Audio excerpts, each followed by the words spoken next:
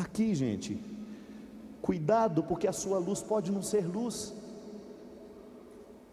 A sua luz pode não ser luz. Ou a gente vai colar os nossos olhos no Senhor e descobrir nele o sentido para a gente continuar, ou nós não vamos muito longe. A nossa religião, o nosso amor a Deus não pode ser fruto de fogos de artifício, não pode ser. Esses fogos acendem e se apagam e eles vão embora. É a palavra do Padre Roberto para mim, que eu nunca mais na minha vida vou me esquecer. No meio de tanta festa na minha ordenação, me encontrei com o Padre Roberto uma semana antes de eu ficar padre. Ele me disse assim: meu filho, eu não vou poder ir na sua ordenação, mas eu sei que vai estar todo mundo lá, eu sei que vai ter muita festa, você vai ser muito comemorado na sua ordenação, mas eu gostaria de lhe dizer uma coisa: quando você fizer a sua primeira consagração, eu gostaria que na hora que você colocasse o Senhor sobre o altar, você escutasse dele dizendo assim: pronto, Padre Fábio, a festa acabou, agora sou eu e você.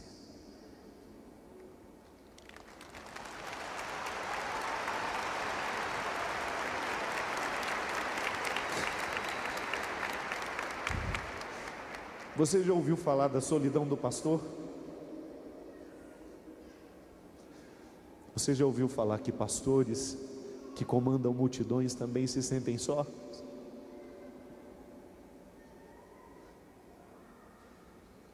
Às vezes, minha gente, nós fazemos aqueles eventos imensos. Quando a gente entra no quarto do hotel, ou eu escuto a frase, ou eu não tenho sentido de continuar na minha vida. Se essa frase não ressoar dentro de mim e me mostrar a verdadeira luz que eu preciso ter, essa do palco apaga, meu corpo se cansa, eu desanimo às vezes. Mas ou eu prendo os meus olhos nesse Jesus que me traz aqui, que me faz crer, ou não tem mais sentido o que eu faço. Não tem.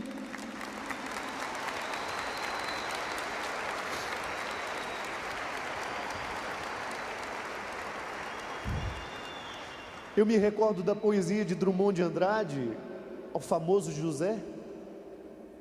E agora, José? A festa acabou, a luz apagou,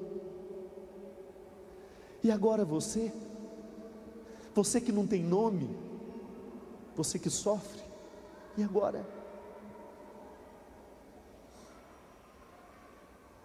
O fruto daquilo que Deus quer em você, meu amigo, vai ser depois, na hora que essa multidão se desfazer, que essas luzes se apagarem, que essa pregação terminar, que deixar de chegar aí no seu ouvido, e Deus perguntar para você: agora sou eu e você.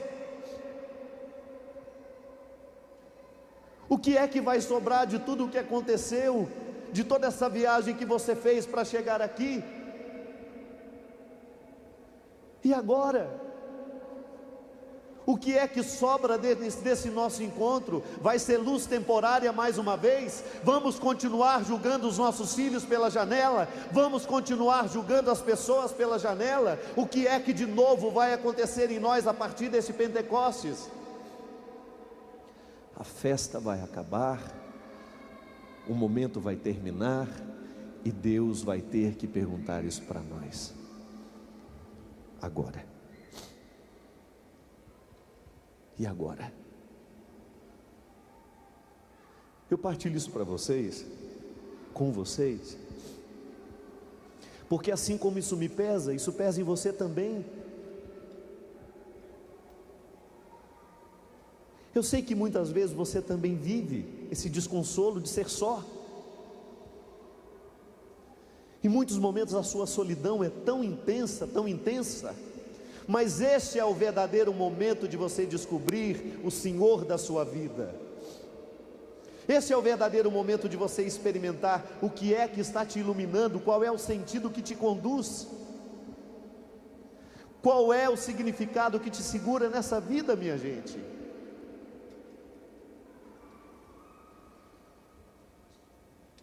Olha, um dos lugares que mais me encantou na Terra Santa foi aquele Monte das Lágrimas. Lá tem uma igreja em forma de gota, e eu desde criança, sabe, eu sempre me encantava com aquelas duas passagens que Jesus chorava. Eu me apaixonei de Jesus porque ele chorava. Eu sempre achei muito bonito saber que Deus chora. Deus chora. E quando eu estava ali naquele monte, quando olhava lá embaixo, Jerusalém, aquela visão linda, aquela passagem de que Jesus chora sobre Jerusalém: ô Jerusalém, tu que matas os profetas, tu que não escutas a boa notícia, quantas coisas boas já aconteceu na história do teu povo e até hoje você ainda não descobriu, o significado de ser quem você é. E Jesus chora porque ama neste momento. Eu fico pensando, sabe, gente, que Jesus continua olhando para Jerusalém, que somos nós, e continua chorando do mesmo jeito. Não é possível a gente ficar indiferente e ver o que a gente vê e a gente não chorar.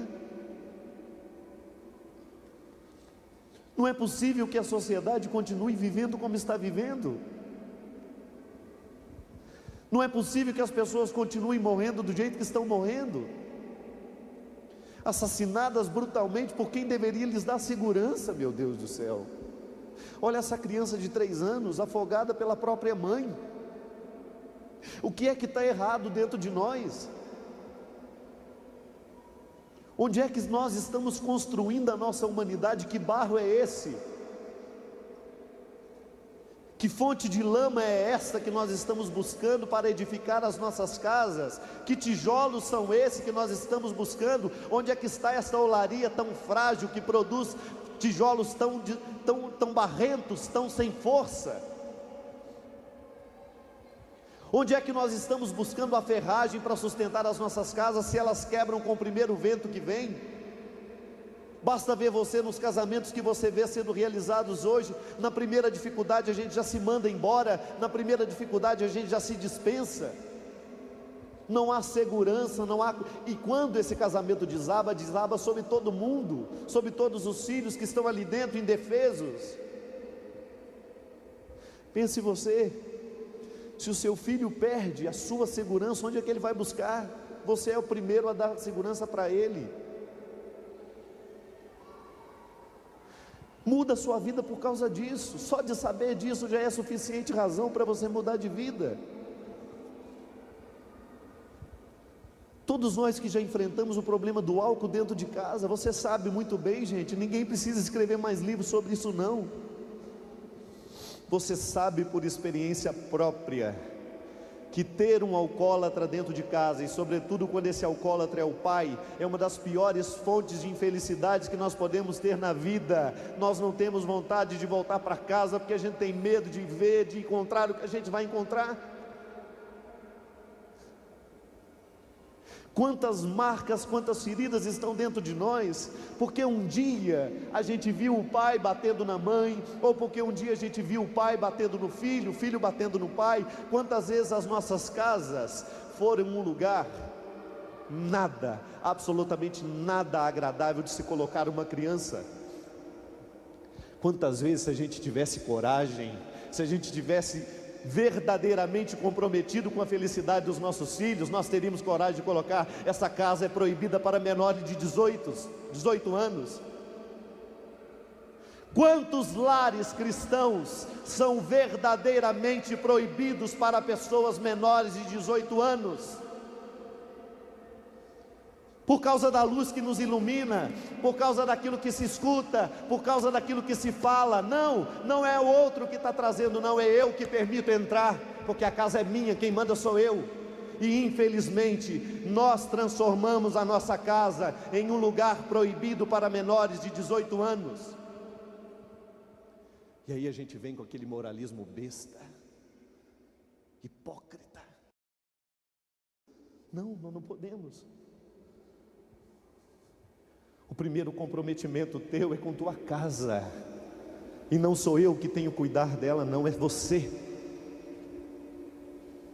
O primeiro comprometimento com aquilo que entra nos olhos dos seus filhos, o primeiro comprometimento que entra com aquilo que entra no coração da tua esposa, no teu coração de pai, no teu coração de irmão, é você o primeiro responsável, não somos nós.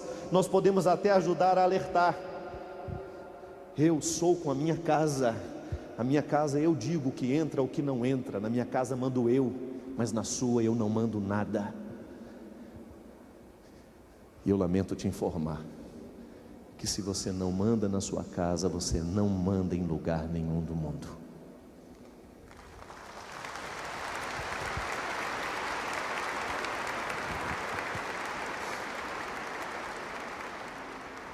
Eu tenho medo que as nossas luzes sejam essas.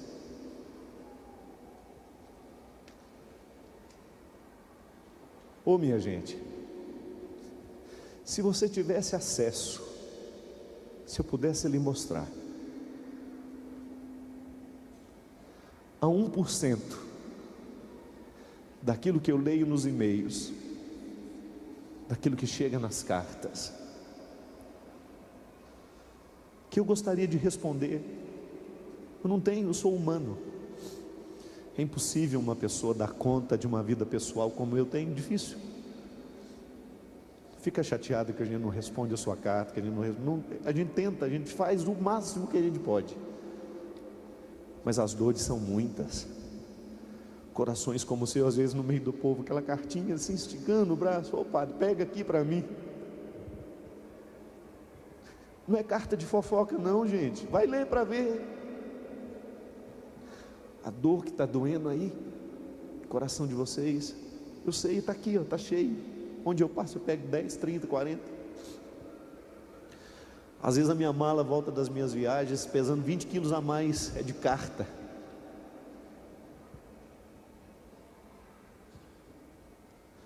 Sabe o que é isso? Gente pedindo socorro. Gente pedindo socorro, filhos pedindo socorro, filhos desesperados com as traições dos pais, filhos desesperados com os vícios, pais desesperados com os filhos. É a vida. Eu pergunto para vocês, como é que nós podemos mudar isso? Nós não podemos ser indiferentes. Da mesma maneira como eu me sinto cada vez mais acuado com o tanto de cartas, com o tanto de e-mails, com o tanto de problemas que me chegam, eu não consigo ser indiferente, só que eu não consigo resolvê-los, eu não tenho como. Ainda agora falava com o Eugênio, padre, às vezes eu fico desesperado com o tanto de coisa que eu preciso cuidar, e eu te peço, pelo amor de Deus, cuida comigo disso. Eu te peço, pelo amor de Deus, torna-te responsável por esse mundo. Como? Lá na sua vida. Muda junto comigo. Se a gente mudar junto, se a gente fizer o nosso esforço para a gente ser um pouquinho melhor, a gente começa a socorrer mais.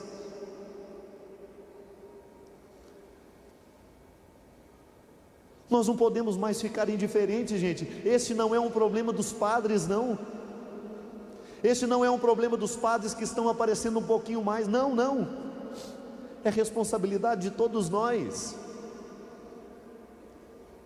Cuidado, cuidado com aquilo que você está fazendo da sua vida. Volto a lhe dizer como meu pai me disse. Quem sabe uma atitude, por menor que seja. Eu acho muito bonito naquele filme Lisbela e o Prisioneiro. Você já assistiu? Já? Bonito, né? Não acha bonito não? Você falou assim, não. Há uma cena que o Leléu, o personagem principal, ele conta no dia que ele se perdeu no mundo. Ele se perdeu por uma boa causa. Ele morava numa cidadezinha triste, feinha, lá no interior do Nordeste, sem muitos atrativos. Até um dia, ele conta, que passou pela sua cidade um Zeppelin iluminado. Sabe o que é o Zeppelin, não sabe? Parece um balão, mas não é bem um balão, uma espécie de aeronave, né? Toda iluminada, que tem um formato assim, comprido. Quando ele olhou para o céu, viu aquele Zeppelin tão iluminado, ele começou a correr, porque o Zeppelin não parou em cima da cidade dele, o Zeppelin apenas passou pela cidade dele, e ele começa a correr. O encanto daquela luz, porque não é uma luz de artifício, o Zeppelin tem uma luz que pode permanecer o tempo que quiser, não é aquela luz que acende e apaga, não, ele tem fonte, é uma luz que está alimentada, se quiser fica aceso o tempo todo. Ele começa a correr, e é bonita na cena do filme, porque ele começa crescendo, ele começa correndo pequenininho, e ele vai crescendo na cena, isto é, ele nunca parou de olhar para o Zeppelin iluminado, e quando ele se apercebeu, ele já não sabia mais voltar. Aí ele diz: desde então, a minha missão é correr atrás de tudo que é bonito nesse mundo.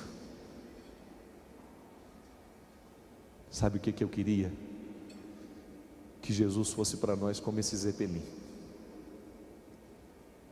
que passasse também pelo céu da nossa vida, e a gente ficasse tão encantado com Ele, que a gente se perdesse com Ele,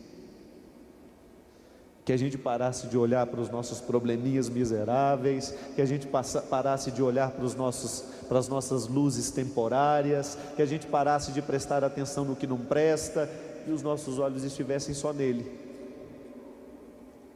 porque luz o suficiente para nos levar Ele tem, só que a gente precisa se perder, porque quem está perdido em Deus, está achado nesse mundo.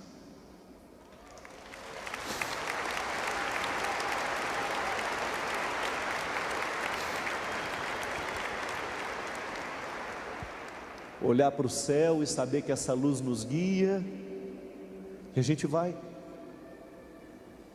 na experiência de estar presos no chão, mas ao mesmo tempo com a esperança no céu.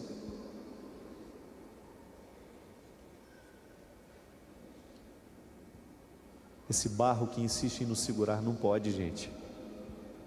Esta lama dessa sociedade, cada vez mais podre, cada vez mais apodrecida, estragada pelos vícios, cada vez mais socializada naquilo que não presta, cada vez mais fertilizada nessas coisas que definitivamente não nos ajudam em nada, em fermentos terríveis que fazem crescer o que não presta no nosso meio, na violência, naquilo que nos educa, pelo contrário, que nos deseduca. Essa lama segura seus pés, e elas lhe impedem de ir adiante. Eu vejo isso na minha vida, naqueles que eu encontro. Quantas pessoas estão com os pés presos, não conseguem ir adiante, porque o barro de uma vida podre não permite que eles vão além. Acham que estão na luz, acham que a luz temporária é o resultado final de uma felicidade desejada, e não é, não é. O que é que você está fazendo da sua vida? O que é que tem sido a esperança da sua vida, dos seus dias?